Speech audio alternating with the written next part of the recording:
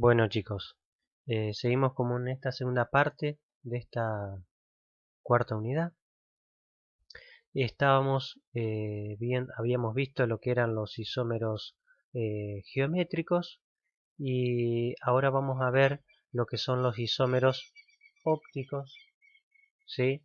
Eh, digamos, la diferencia configuracional no está dada por un doble enlace, sino que está dada un eh, por una por una eh, por un carbono asimétrico es quien le da esa diferencia en la estructura química. Ya vamos a ver ahora adelante, en la próxima diapositiva, que es un carbono asimétrico. Los compuestos, ¿sí? Que a su vez, si tienen isomería óptica, si son imágenes especulares se van a denominar enantiómeros, y si no lo son, pero son isómeros ópticos, van a ser diastereoisómeros. Ya vamos a ver un poquito mejor qué es. Bueno, la naturaleza tetraédrica del carbono, que tiene hibridación sp3, hace que forma cuatro enlaces con cuatro átomos, y esos cuatro átomos pueden ser que sean todos iguales o pueden ser que sean todos distintos, como en este último caso, ¿sí? Entonces, en el caso de que yo tengo un carbono con hibridación sp3 y sus cuatro sustituyentes son diferentes, estoy en presencia de un carbono asimétrico. Vamos a un ejemplo. Fíjense, este es el ácido láctico. El carbono central tiene cuatro sustituyentes diferentes. Por un lado un grupo metilo, por otro lado un grupo carboxilo, por un otro lado un grupo alcohol y un átomo de hidrógeno.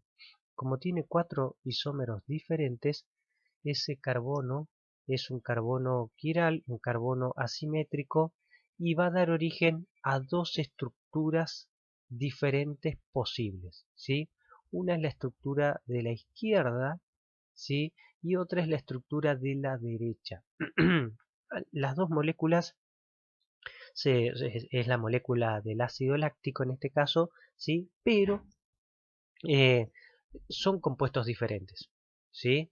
Digamos, son muy parecidos, pero son compuestos diferentes.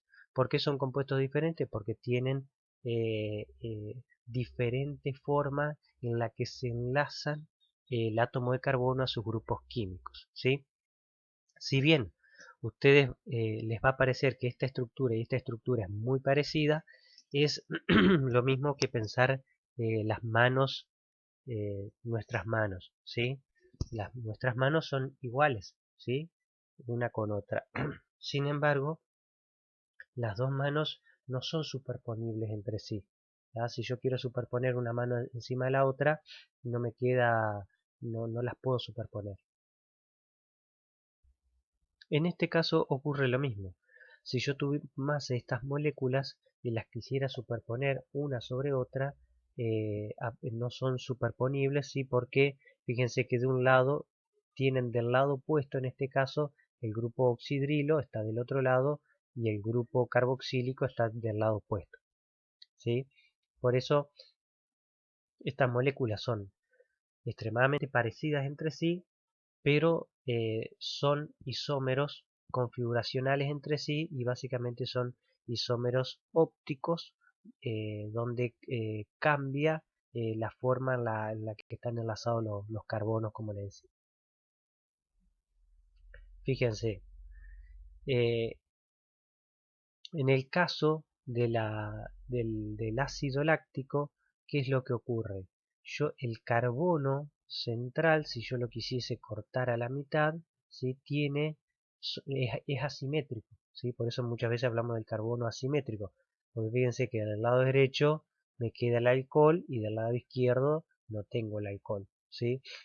Fíjense que en el caso del ácido propanoico, la estructura química, si yo la partiría a la mitad, y esta es la representación tridimensional de la molécula, fíjense que es simétrico, ¿sí? Tiene un plano de simetría a la derecha y a la izquierda es igual, por lo tanto ese carbono es aquiral.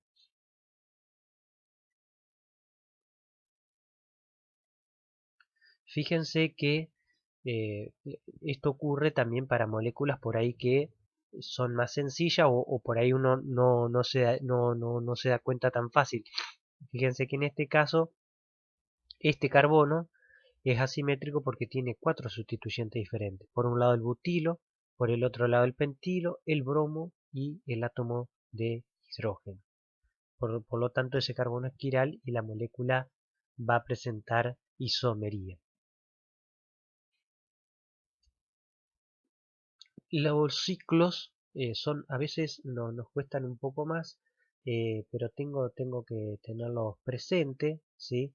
Fíjense, en este caso, el ciclo hexano, ¿sí? Es aquiral porque la molécula tiene un plano de simetría en el carbono 1, que por ahí sería el que uno pensaría que puede ser este, quiral porque tendría cuatro sustituyentes diferentes.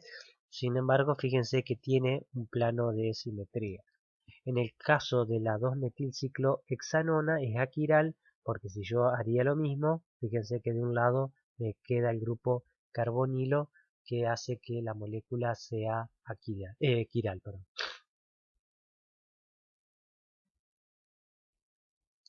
Bueno, un poquito para ilustrar estas pequeñas diferencias entre las moléculas que dan origen a compuestos diferentes. Fíjense, este es el más limoneno, ya vamos a explicar qué es más y qué es menos, pero básicamente son las imágenes son enantiómeros entre sí, son los dos enantiómeros del limoneno, y fíjense que uno es el que le da el aroma a las naranjas, ¿sí? O está presente, digamos, y el otro, el menos limoneno, es el que está presente en los árboles de pino. No es el único, no son, digamos, acá las dos especies tienen un montón de monoterpenos más que le dan el olor, pero este es simplemente parte de. Bueno, este es un punto importante, o sea, bueno, si ustedes se ponen a pensar, nosotros estábamos viendo recién como el átomo de carbono podía estar enlazado a diferentes átomos y esto dar origen a un carbono asimétrico.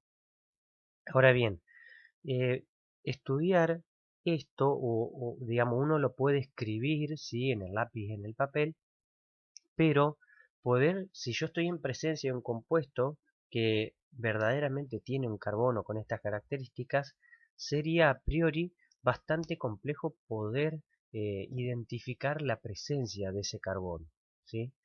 Sin embargo, en el año, fíjense, Biot vivió entre el año 1774 y 1862, o sea, hace muchísimo tiempo.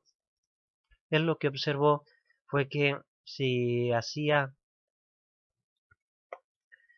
disculpen, si él lo que observó es que si hacía pasar eh, la luz polarizada a través de algunas soluciones, estas tenían la capacidad de rotar esa luz polarizada. ¿Qué es la luz polarizada? Bueno, un haz de luz, ¿sí? Está compuesto, digamos, las radiaciones vibran en infinitos planos, ¿sí? Y forman, digamos, diferentes planos en sentido perpendicular a la dirección del, del, de cómo se mueve el haz de luz, ¿sí? Entonces, cuando se hace pasar ese haz de luz por un polarizador, únicamente pasa la luz vibrando en un solo plano y eso se denomina luz polarizada, ¿sí? Cuando esa luz polarizada la hacemos atravesar una solución que tiene una molécula que es activa, ópticamente activa, lo que ocurre es que esa luz polarizada va a rotar. Sí puede rotar a la derecha o a la izquierda dependiendo de la naturaleza química. A su vez, el porcentaje que rota, ¿sí? Fíjense que el ángulo que hablamos de rotación es porque nos sale en este sentido y puede rotar totalmente, o acá puede haber un ángulo de rotación. Ese ángulo de rotación depende de la longitud, ¿sí? Del dispositivo donde por donde se haga pasar la solución y de la concentración de la solución. ¿Sí? Si se duplica esta distancia, o sea, desde aquí hasta aquí, se duplica la rotación. Y si se duplica la concentración, también se duplica la rotación. O sea que depende de esos dos factores la rotación de la luz polarizada. ¿Y se da por qué? La polarizada se da, o sea, el fenómeno de rotación de la luz polarizada se da cada vez que tenemos la presencia de un carbono asimétrico, ¿sí? Entonces, esto es de gran utilidad. ¿Por qué? Porque me sirve para identificar si una molécula tiene un carbono que tenga actividad óptica, o sea, que tenga un carbono que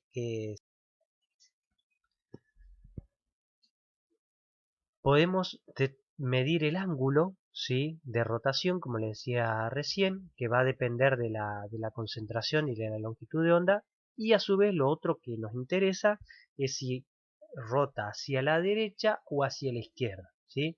Generalmente si rota hacia la derecha se le da el signo más, y si rota hacia la izquierda se le da el signo menos.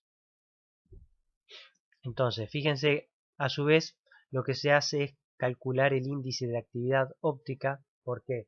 Porque como es proporcional a la longitud de la trayectoria y a la concentración, lo que se hace es el cociente, ¿sí? De la rotación observada dividido la longitud de onda y dividido la concentración, ¿sí? Me da, ¿sí? el índice de actividad óptica, que es un valor único, ¿sí? Ese digamos una constante para cada compuesto. Digamos, a pesar de que yo, o sea, yo puedo hacer variar la concentración, la longitud de onda y se mantiene constante ese valor de actividad. Entonces, eso sirve y es un dato de identificación de los diferentes compuestos, ¿sí? Entonces, fíjense que en el caso de la penicilina tiene un índice de actividad de más 233, de la sacarosa más 66, del alcalfor más 44. Fíjense que puede ser más o menos, ¿sí? Esto quiere decir que estos rotan la luz hacia la derecha, también se lo denomina destrógiros, ¿sí? O rotan hacia la izquierda, como la menos 132 de la morfina, que rota hacia la izquierda y se denominan levógiros cuando rotan la dirección de la luz polarizada hacia la izquierda. Fíjense que los isómeros ópticos, sí, cuando yo estoy en presencia de un isómero óptico, tienen propiedades físicas distintas, propiedades físicas idénticas, como el punto de fusión y ebullición, pero difieren en la dirección en la que sus disoluciones rotan la luz polarizada. O sea, dentro de las propiedades físicas tienen prácticamente las mismas, o sea, tienen el mismo punto de fusión, pero se diferencian únicamente en la rotación del plano de la luz polarizada, ¿sí? A su vez, esta propiedad sirve para poder identificar diferentes isómeros.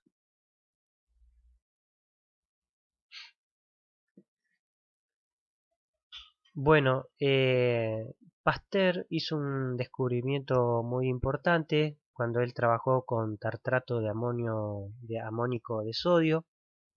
Lo que hizo él fue cristalizarlo y cuando los cristalizó separó todos los cristales, ¿sí? Se tomó un laburo tremendo. Imagínense que estos cristales son imágenes eh, especulares, ¿sí? Entre sí. Entonces lo que él hizo fue tomarse el trabajo de separarlos. La solución de tartrato no tenía actividad óptica, ¿sí? Sin embargo, cuando él los separaba todos los cristales y los redisolvía por separados, ¿sí? A los cristales que se habían formado, ambos tenían actividad óptica pero con el signo opuesto.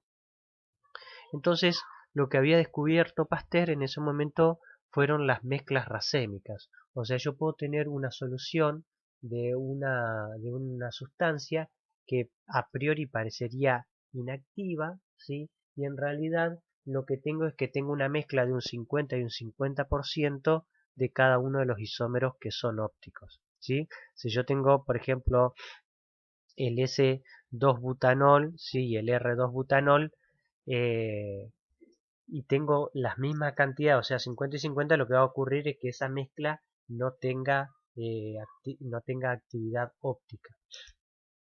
Sin embargo, cuando yo los separo entre sí pasan a tener actividad, ¿sí? Esto es muy interesante porque hay muchas mezclas racémicas, o sea, hay muchos compuestos que están en mezcla y que, digamos, no solo, digamos, no siempre están 50 y 50, en algunos casos, por ejemplo, puedo tener 70, 30, 80, 20, ¿sí? Hay muchos agroquímicos que son mezclas racémicas, ¿sí? Que te lo venden como tal compuesto, qué sé yo, como eh, ciproconazole, y en realidad es una mezcla racémica de los isómeros que tiene, y generalmente hay un isómero que es el bioactivo, ¿sí? O sea que tenés un porcentaje de la molécula que es inactivo. Bueno, ahora vamos a ver cómo se asignan la configuración cuando aparecen estos carbonos asimétricos. Esto es un punto importante eh, porque es una forma en la que se han puesto de acuerdo todos los químicos a la hora de hablar de un compuesto en particular, ¿sí? ¿Por qué? Porque cada vez que aparece un carbono asimétrico da origen a dos posibilidades. Entonces la idea es que podamos hablar siempre del mismo compuesto. Para poder hablar siempre del mismo compuesto y no estar hablando, por ejemplo, yo hablar de un compuesto y vos estar hablando, el otro investigador estar hablando del otro, tenemos que tener una forma de nombrar si esta diferencia entre las dos posibilidades que surgen a partir de tener un carbono asimétrico, ¿sí? Que esta asignación de la configuración es digamos, no tiene nada que ver con la actividad óptica del carbono en sí. O sea, un carbono puede tener actividad óptica rotando hacia la derecha o hacia la izquierda, la luz polarizada, y eso va a ser independiente de la configuración que yo le asigne a ese carbono, ¿sí? Y les recuerdo que tenemos las clases de consulta los días jueves. Anótense estas cositas. Si a alguno no le queda claro, por favor, anótenlo y lo terminamos de charlar. Bueno, para asignar la configuración a estos carbonos asimétricos, la regla 1 dice que tenemos que observar los 4 átomos unidos directamente al centro quiral y asignarle prioridad de acuerdo al número atómico descendiente, ¿sí? Entonces recién, por ejemplo, si tenemos el cloro, que tiene una masa atómica de 35, y el metilo, que el carbono unido tiene una masa atómica de 12, entonces el cloro tiene mayor prioridad que el carbono. La regla 2 dice, si no puede tomar una decisión al clasificar los primeros átomos en los constituyentes, debo observar al segundo, al tercero, al cuarto y así. En algún momento voy a encontrar la diferencia, ¿sí? Un punto muy interesante es que si no encuentro diferencia quiere decir que el carbono no es asimétrico, ¿sí?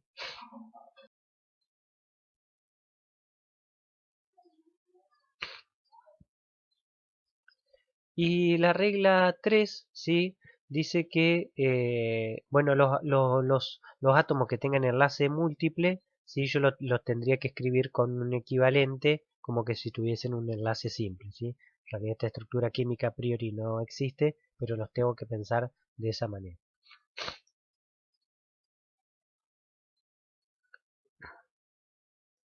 Bueno, ¿cómo son las reglas para la secuencia? ¿Sí?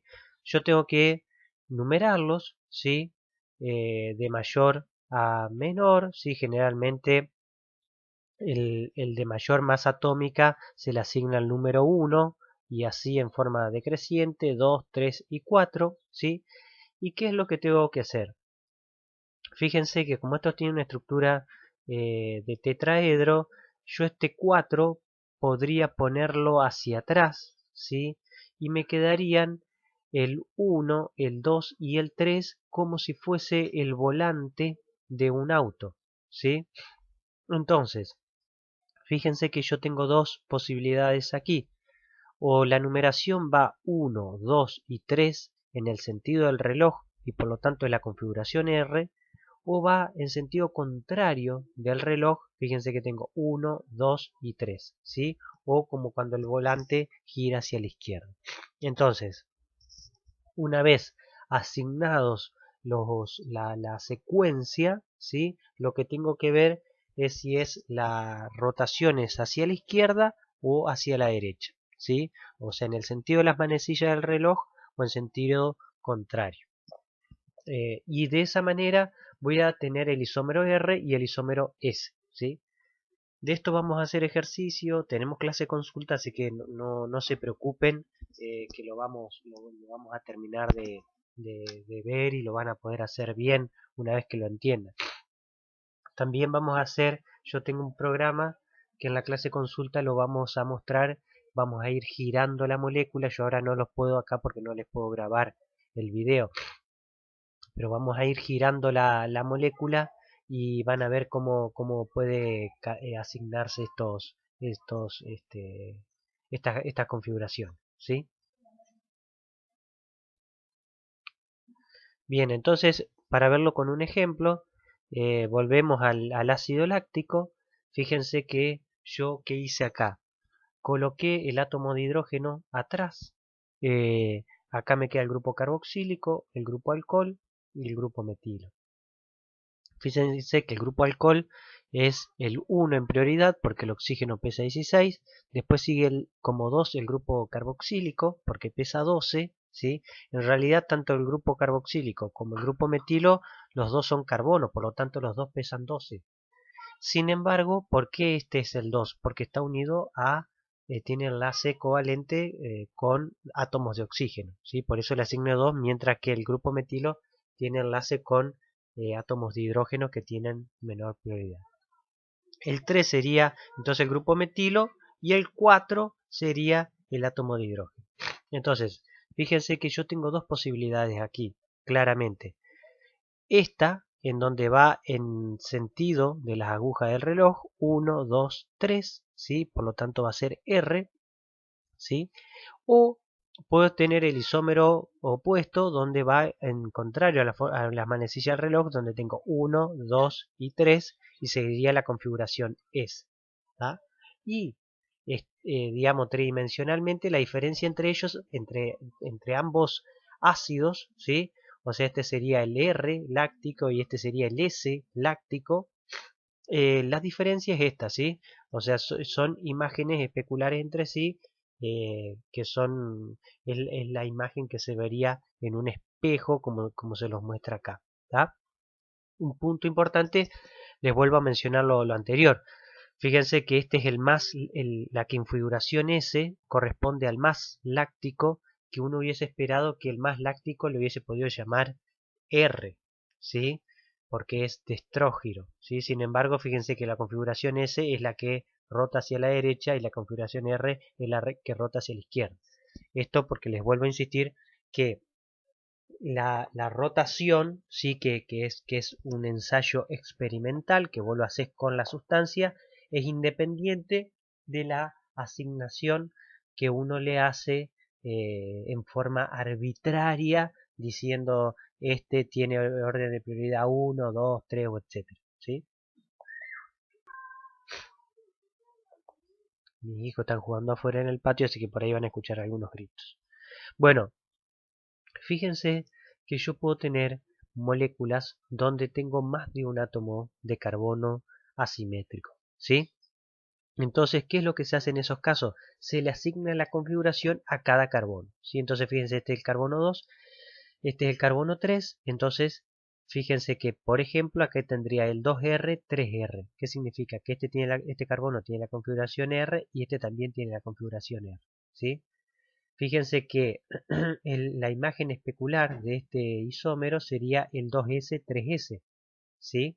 Pero existen isómeros en donde, ¿qué es lo que ocurre? Fíjense, este que es el 3R, perdón, 2R, 3S, como les decía, fíjense que entre este isómero, ¿sí?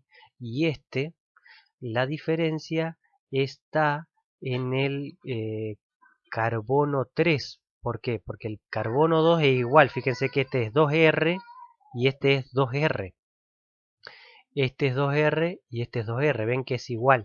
Sin embargo, ¿cuál es el carbono que difiere? El carbono 3. ¿Sí? Este es 3R y este es 3S.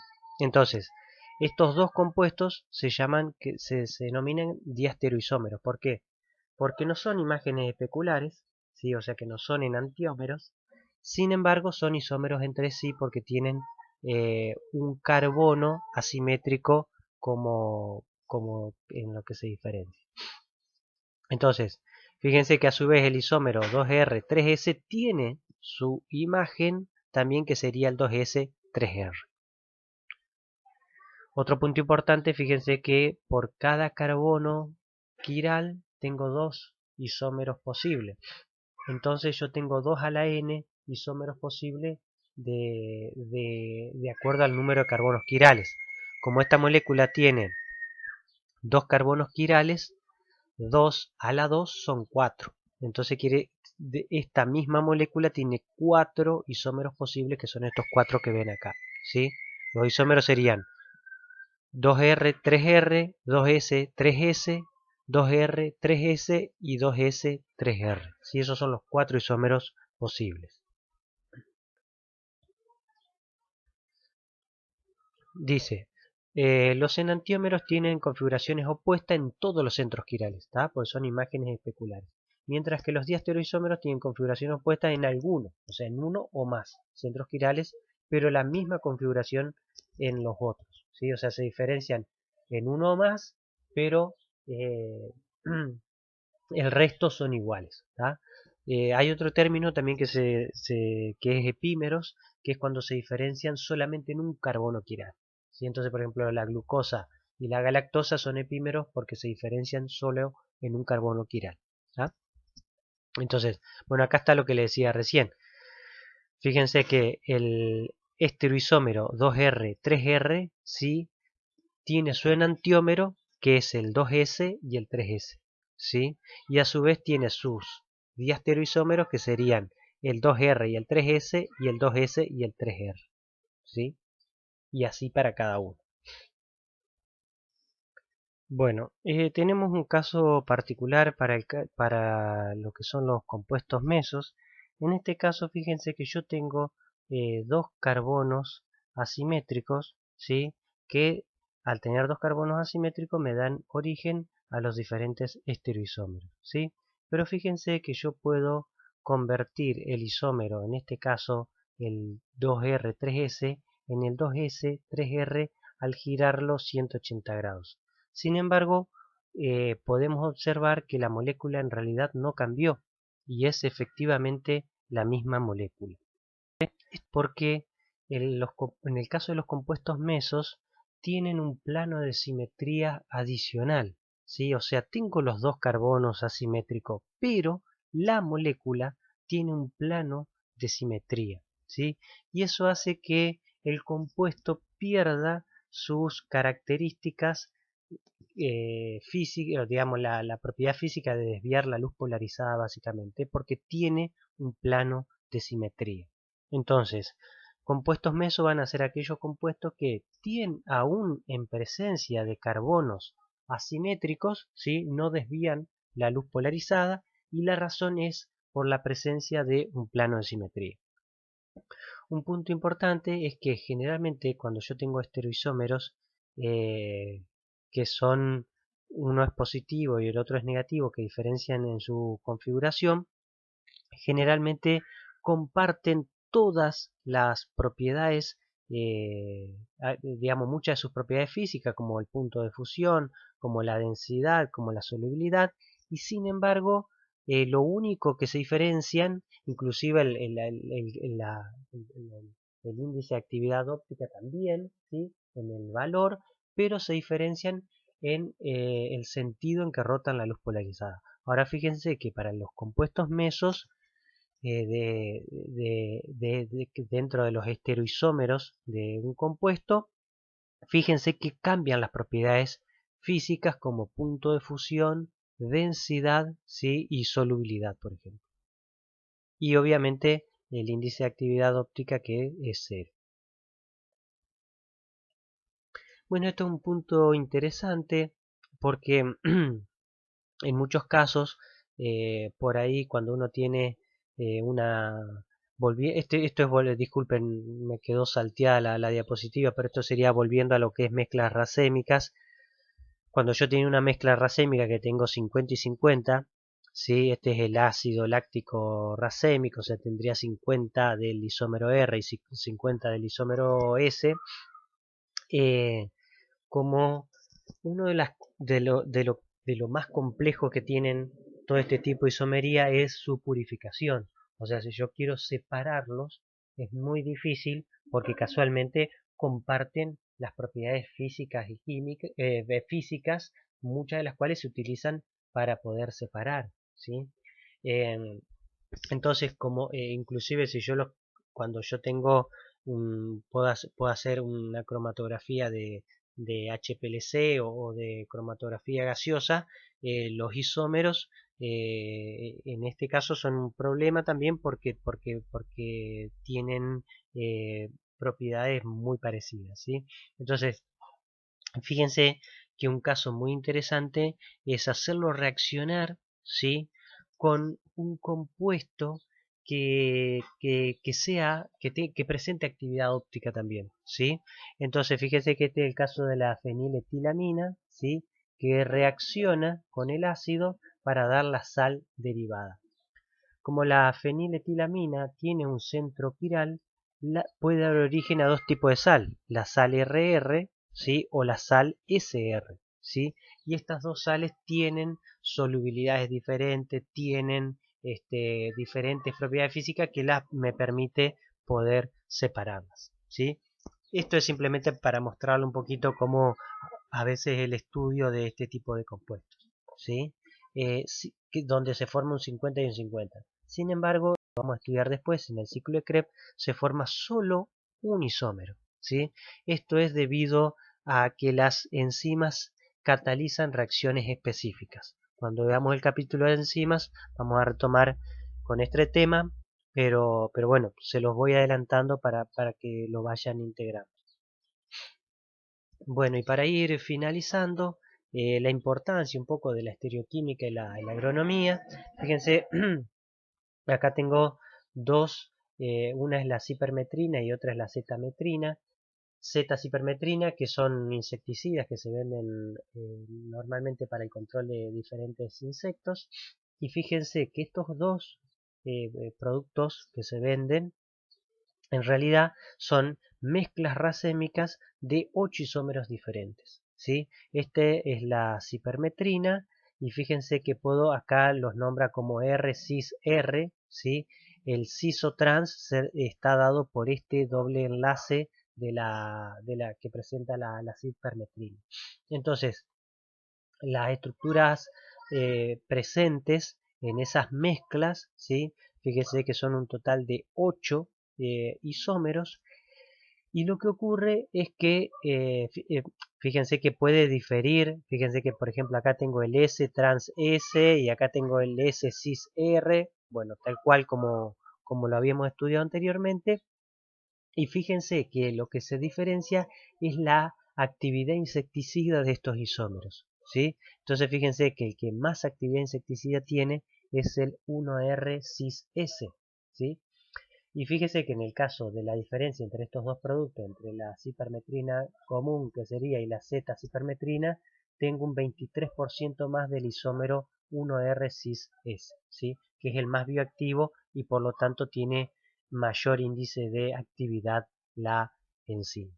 La enzima, perdón, el producto, ¿sí? O sea, en definitiva los dos productos son una mezcla racémica, pero uno uno de los productos está más enriquecido en el isómero más bioactivo, ¿sí? Así que esto es un poquito para que vean la relación que tiene este tema con las aplicaciones cuando ustedes sean profesionales. Digamos, acá por ahí lo que les tiene que quedar es que tienen que, cuando ustedes tienen un producto, eh, eh, tienen que interpretarlo. Esta información generalmente está, ¿sí? Entonces, si ustedes tienen que decidir por un producto u otro, por lo menos que se den cuenta a dónde está la diferencia entre los productos.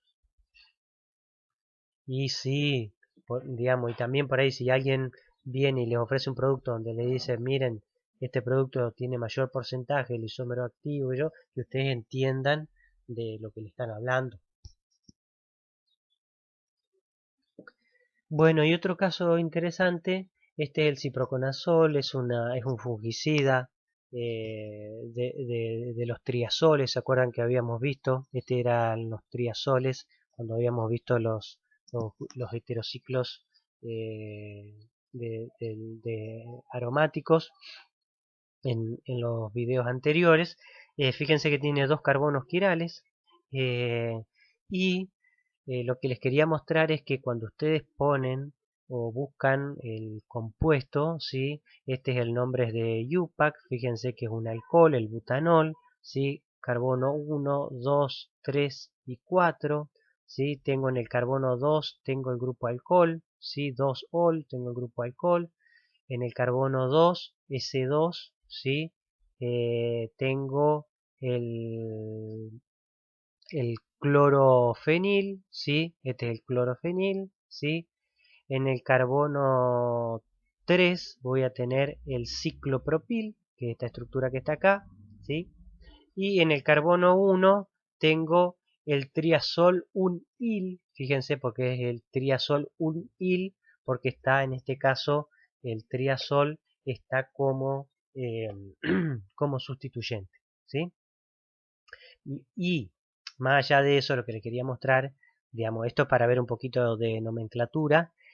Y lo otro es que fíjense que adelante, entre paréntesis, le aparece 2RS, 3RS, 2RS y 3. Bueno, eso quiere decir que, que digamos, el producto que se vende comercialmente es una mezcla racémica de todos esos isómeros, ¿sí? No es que es un isómero específico en la composición del producto.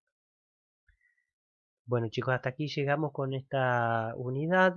Eh, no se, no se pongan impacientes, digamos, por todo lo que era configuración RS, porque lo vamos a retomar ahora en los coloquios y lo vamos a poder hacer bien y lo vamos a poder estudiar bien.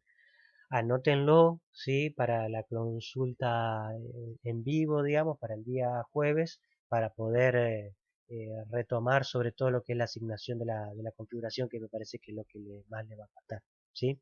Este es un tema súper relevante donde vamos a retomarlo en otras unidades como hidratos de carbono, como enzimas, vamos a retomar esto.